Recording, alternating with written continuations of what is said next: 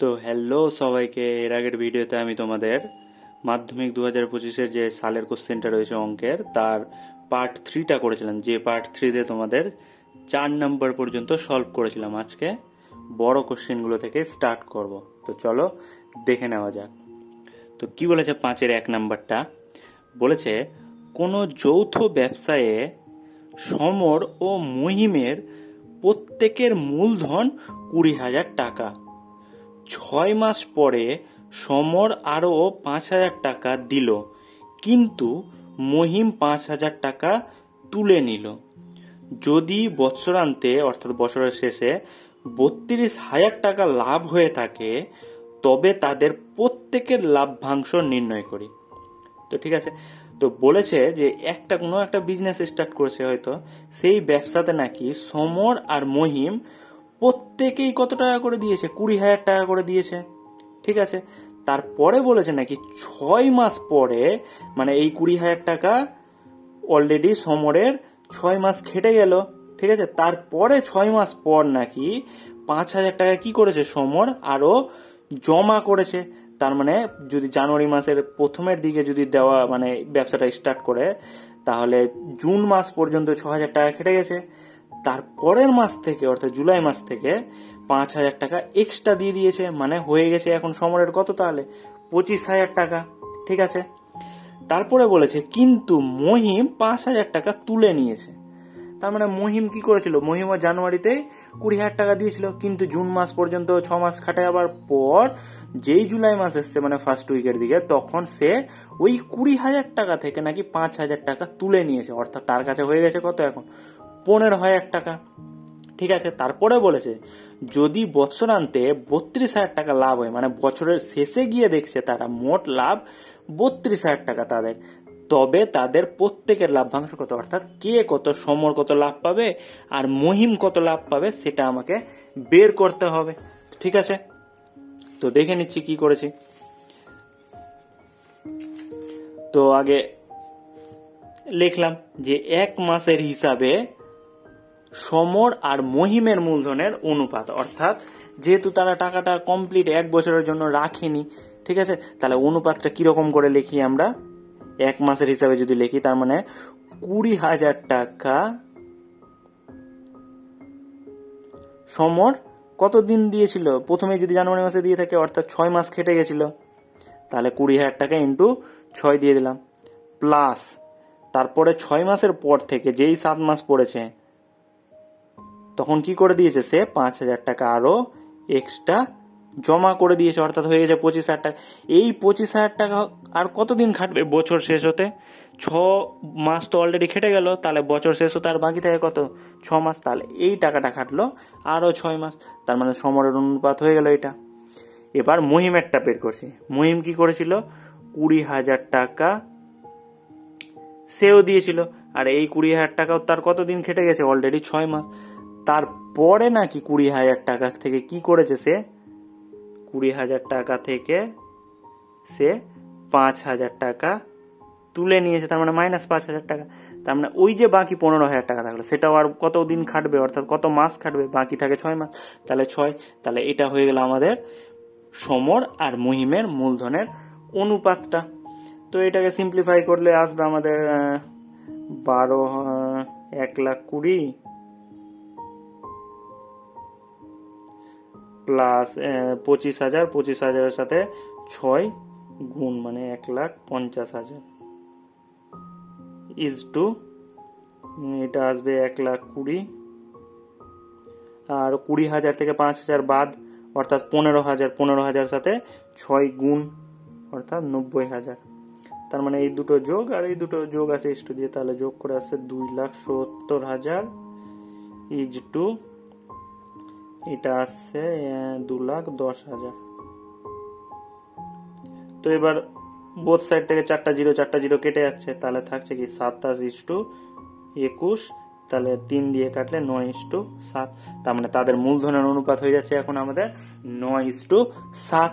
এবার তারা বছরের শেষে কত লাভ পেয়েছিল, 32,000 টাকা লাভ পেয়েছিল, তাহলে এই যে লিখেছি বছরের শেষে লাভ হয় 32,000 টাকা, তাহলে এই 32,000 টাকার মধ্যে সমর কত পাবে, এই 32,000 ইন্টু তাদের সমরের অনুপাত ছিল 9 বাই তাদের আনুপাতিক ভাগাড়ের যোগফল, অর্থাৎ 9/16। এবার 16 আর 32 কেটে 2000, তাহলে 2000-এর সাথে 9 গুণ করে 18,000। সেম ভাবে মহিমেরটা বের করেছি 32,000 ইন্টু 7 বাই এদের আনুপাতিক ভাগাড় দুটোর যোগফল, তাহলে মহিমের ক্ষেত্রে এসছে 14,000 টাকা। অর্থাৎ তারা বছরের শেষে মহিম পাবে, সমর পাবে 18,000 টাকা আর মহিম পাবে 14,000 টাকা। এখানে তোমরা দেখতে পারো যে দুজনই কিন্তু 20,000 টাকা করে প্রথমে জমা করেছিল, তাহলে তো নিয়ম অনুযায়ী সেম পাওয়ার কথা বছরের শেষে, কিন্তু সেম পাবে না, কারণ 6 মাস পরে যেহেতু আরও সমর 5,000 টাকা জমা করে দিয়েছিল আর মহিম যেহেতু 5,000 টাকা তুলে নিয়েছিল, ওই জন্য তাদের এই মূলধনের অনুপাতটাও সেম হবে না। ওই জন্য সমর যেহেতু বেশি টাকা ছিল ওই জন্য বেশি লাভ পেয়েছে 18,000, আর মহিমের ক্ষেত্রেও সেম কম লাভ পেয়েছে 14,000 টাকা। তারপরে নেক্সট 2 নম্বর অঙ্কটা কি বলেছে,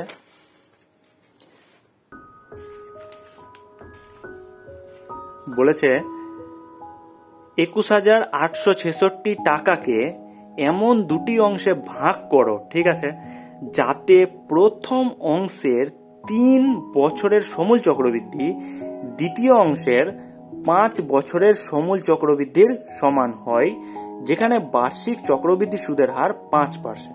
ঠিক আছে, তার মানে 21,866 টাকা আমার কাছে আছে।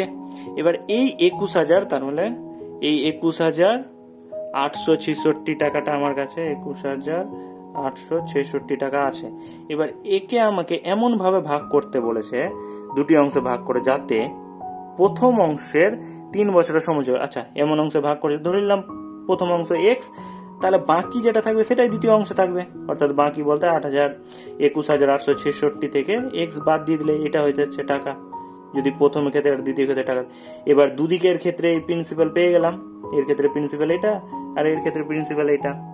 এবার বলেছে প্রথম ক্ষেত্রে টাইমটা কত, 3 বছর বলেছে না, প্রথম এই যে প্রথম অংশের 3 বছরের সমূল চক্রবৃদ্ধি, তার মানে প্রথম ক্ষেত্রে টাইম 3 বছর, আর দ্বিতীয় ক্ষেত্রে টাইমটা কত বলেছে 5 বছর, তার মানে এর ক্ষেত্রে টাইম হয়ে যাচ্ছে 5 বছর। আর দুজনের ক্ষেত্রেই বার্ষিক চক্রবৃদ্ধি সুদের হার অর্থাৎ আর এর মান কত 5% দুজনের ক্ষেত্রেই।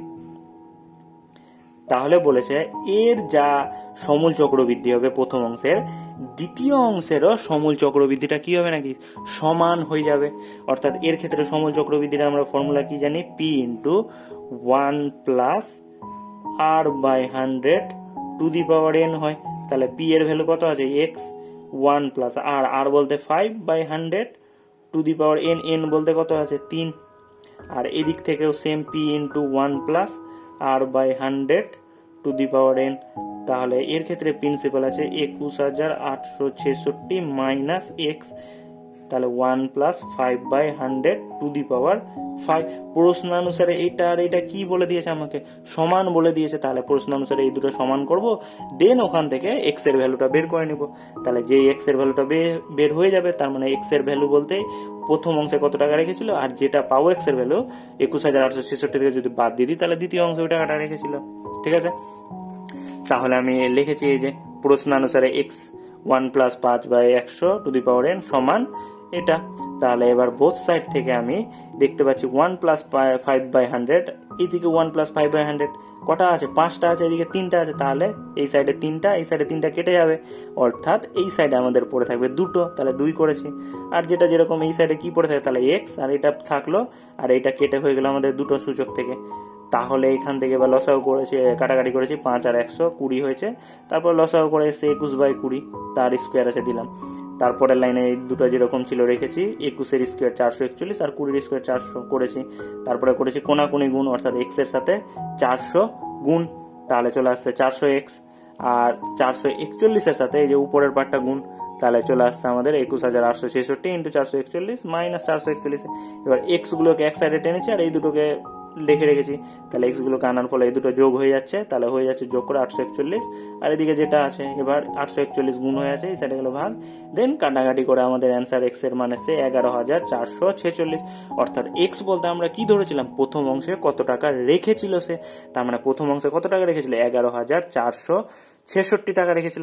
তাহলে দ্বিতীয় অংশে কতটা রাখবে, বাকিটাই যেটা থাকবে সেটাই দ্বিতীয় অংশ, অর্থাৎ 21,866 থেকে যদি আমি 11,466 টাকা বাদ দিয়ে দিই, সেটাই দ্বিতীয় অংশ, অর্থাৎ দ্বিতীয় অংশে রেখেছে 10,400 টাকা। তারপরে 6 নম্বরে কি বলেছে, যে কোনো একটি করতে বলেছে। 1 নম্বর বলেছে 16কে এমন ষোলোকে এরূপ দুই অংশে বিভক্ত করো যেন বৃহত্তর অংশের বর্গের দ্বিগুণ ক্ষুদ্রতর অংশের বর্গের চেয়ে 164 বেশি। অর্থাৎ 16 হচ্ছে এমন একটা সংখ্যা, ধরে নিলাম 16, তার মানে 6-1। 16কে এমন পার্টে দুটো ভাগ করতে বলেছে, তার মানে একটা পাবো বৃহত্তর পার্ট আর একটা ক্ষুদ্রতর পার্ট, দুটো পার্টে ভাগ করতে বলেছে।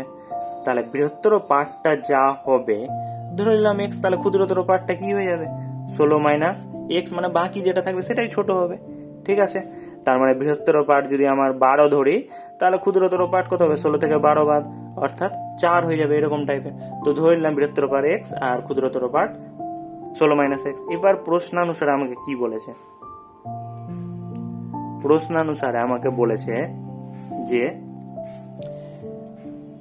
বৃহত্তর অংশের বর্গের দ্বিগুণ, অর্থাৎ বৃহত্তর অংশ বলতে কত x, তার মানে x এর বর্গ, তার মানে x স্কয়ার, এর কি বলেছে দ্বিগুণ, অর্থাৎ 2 গুণ।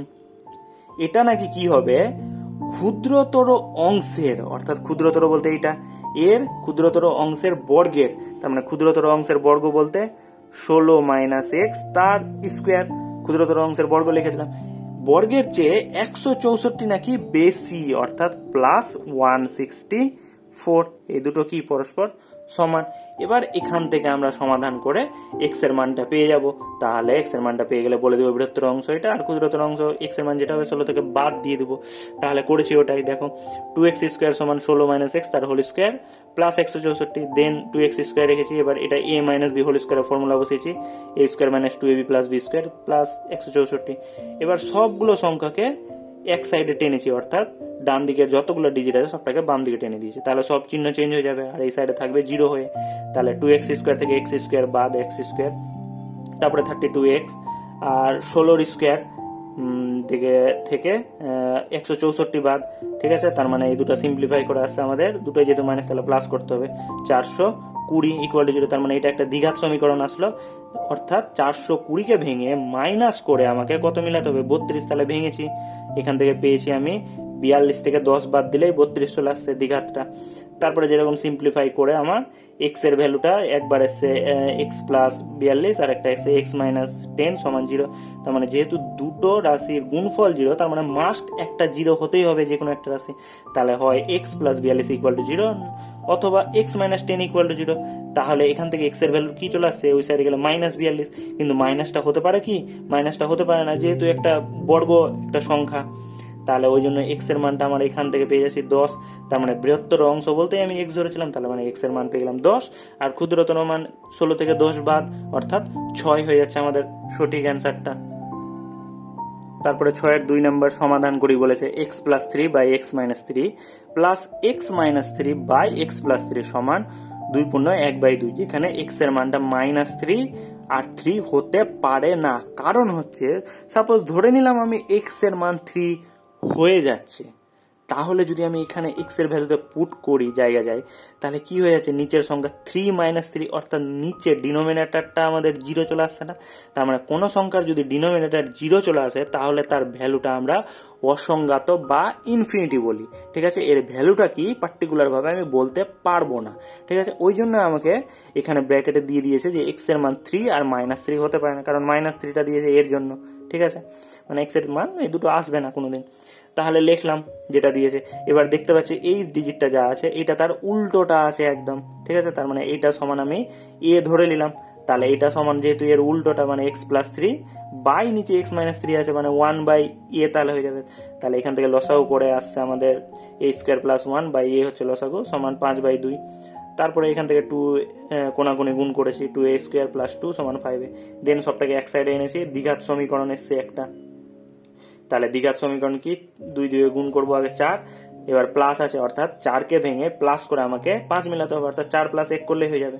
তারপরে এখানে করেছি, দেন আমাদের দুজনের গুণফল এসে a মাইনাস 2 আর একটা 2a মাইনাস 1 ইকুয়াল টু 0। তার মানে দুজনের যেহেতু গুণফল 0, তার মানে মাস্ট একটা 0 হতে হবে, অর্থাৎ a মাইনাস 2 সমান 0, আর একবার 2a মাইনাস 1 সমান 0। দেন এখান থেকে সিম্পলিফাই করে a এর মান এসে 2, আর এখান থেকে c এর মান 1/2। এবার a বলতে আমরা কি ধরেছিলাম, x plus 3 by x minus 3, তাহলে ওর জায়গায় ভ্যালুটা পুট করে দিলাম। দেন কোনাকুনি গুণ করে x এর মান এখান থেকে 9, আর এখানেও সেম x এর ভ্যালুটা পুট করেছি, আর এখান থেকে x এর ভ্যালুটা এসছে আমাদের -9। তাহলে নির্ণয় সমাধান কি হয়ে যাচ্ছে, x এর ভ্যালু 9 আর একটা x এর ভ্যালু -9। যেহেতু একটা দ্বিঘাত সমীকরণ, তাহলে দুটো ভ্যালু বেরাবে মাস্টের। তারপরে 7 কি বলেছে, যে কোনো একটি প্রশ্নের উত্তর দাও। 1 নম্বর ভেদ চ্যাপ্টার থেকে দিয়েছে, অর্থাৎ যদি x³ মাইনাস 1/y³ সমানুপাতিক x³ প্লাস 1/y³ হয়, তাহলে দেখাও যে x সমানুপাতিক 1/y হবে।